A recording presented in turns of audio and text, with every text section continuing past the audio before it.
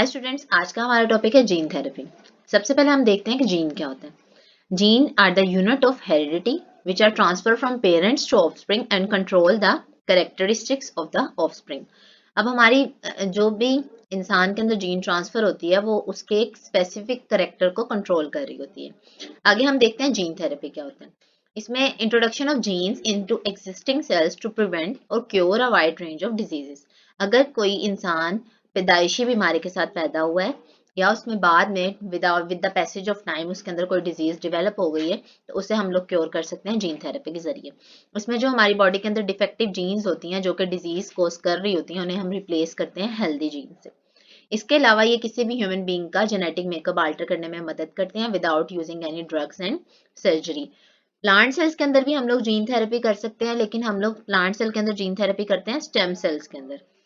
हम अपनी जो जीन्स हैं वो स्टेम सेल्स के अंदर डालते हैं क्योंकि stem cells fastly dividing cells होते हैं। नेक्स्ट है टाइप्स ऑफ जीन थेरेपी। इसकी दो टाइप्स होती हैं। First one is somatic cell gene therapy, second one is germ line cell gene therapy. Somatic cells वो वाले सेल होते हैं हमारी बॉडी के जो कि हमारे सेक्सुअल सेल से अलग होते हैं, और जर्म लाइंस होते हैं जो हमारे एग और स्पर्म होते हैं। और सोमैटिक सेल्स बाकी जितने भी हमारे सेल्स बचते हैं वो सोमैटिक सेल्स कहलाते हैं। इसमें सोमैटिक सेल के अंदर हमारी जो जीन्स हैं वो सोमैटिक सेल्स के अंदर ट्रांसफर की जाती हैं, जैसे कि बोन मैरो सेल्स हैं, स्किन सेल्स हैं, ब्लड सेल्स हैं। लेकिन इसका एक ये है कि ये हमारी जो नेक्स्ट जनरेशन है उसके अंदर पास आउट नहीं होती। और जो जर्म लाइन जीन थेरेपी है इसमें हमारी थेरेपेटिक जीन्स जर्म सेल्स के अंदर ट्रांसफर की जाती हैं जो कि एग और स्पर्म होते हैं, और ये नेक्स्ट जनरेशन के अंदर पास आउट हो जाती हैं। दो तरीके हैं जिसके जरिए हम लोग जीन थेरेपी करवाते हैं। First one is in vivo gene therapy, second one is x Vivo gene therapy. In vivo gene therapy में हम अपनी जीन्स को अपने टारगेट सेल या अपने टारगेट टिश्यू के अंदर डायरेक्टली ट्रांसफर करते हैं। लेकिन जो एक्स विवो जीन थेरेपी है उसमें हम लोग transfer of genes into culture cells and re insertion, अपने कल्चर सेल्स के अंदर अपनी जीन्स को ट्रांसफर करते हैं। अब हम एक्स विवो का फर्दर डिटेल में देखते हैं। एक्स विवो जीन थेरेपी में सबसे पहले अपने पेशेंट के अंदर से उसके डिफेक्टिव सेल्स निकालने हैं। उन्हें आपने एक अलहदा से कल्चर के अंदर ग्रो करना है, और जब उसके अंदर ग्रोथ हो जाए तो आपने उसके अंदर अपनी थेरेपेटिक जीन्स को ऐड करना है। फिर जब आपने देखा कि उसके अंदर जीन्स ऐड हो गई, वहां पे करेक्शन होना स्टार्ट हो गई, तो आपने उसमें से करेक्टेड सेल्स को निकालना है, उन्हें ग्रो करना है और बाद में उसे वापस पेशेंट के अंदर ट्रांसप्लांट कर देना है। इस तरह से पेशेंट की डिफेक्टिव जीन्स जो है वो हेल्दी जीन से रिकवर हो जाती हैं। इन विवो जीन थेरेपी में अब इन विवो जीन थेरेपी के देखते हैं। इसके अंदर आप लोग डायरेक्ट ट्रांसफर करते हैं प्लांट जीन्स को पेशेंट की बॉडी के अंदर। इसके लिए हम वायरल और नॉन वायरल वेक्टर्स को यूज करते हैं, और ये सिर्फ उन पेशेंट्स के उन ब्रेन सेल्स में की जाती है जो कि सुफिशिएंट नंबर में डिवाइड होते हैं, जिनकी डिवीजन इतनी फास्ट नहीं होती जैसे कि ब्रेन सेल्स। अब वेक्टर्स क्या होते हैं? वेक्टर्स वो वाली चीजें हैं जिनको हम यूज करते हैं अपनी जीन को एक सेल से दूसरे सेल में ट्रांसफर करने के लिए। अब दो मेन क्लासेस होती हैं। First one viral vectors, second one non viral vectors.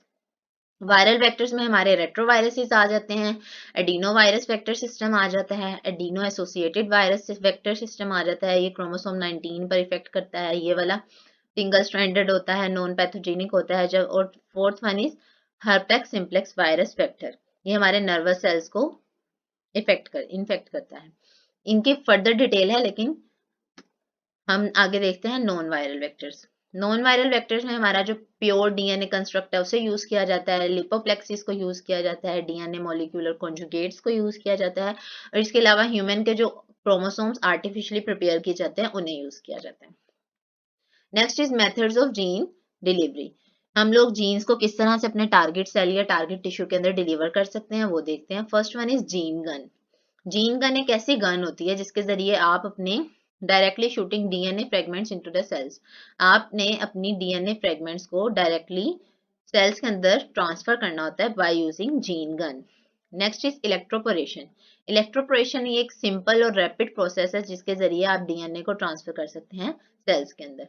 ये इसमें क्या होता है, आप हाई वोल्टेज पल्स प्रोवाइड करते हो जिसकी वजह से हमारा डीएनए टारगेट सेल के अंदर एंटर हो जाता है। Next is micro injection. इसमें आप लोग माइक्रो पिपेट्स को यूज करते हैं, इसके अलावा नीडल्स को यूज करते हैं अपनी डीएनए को ट्रांसफर करने के लिए।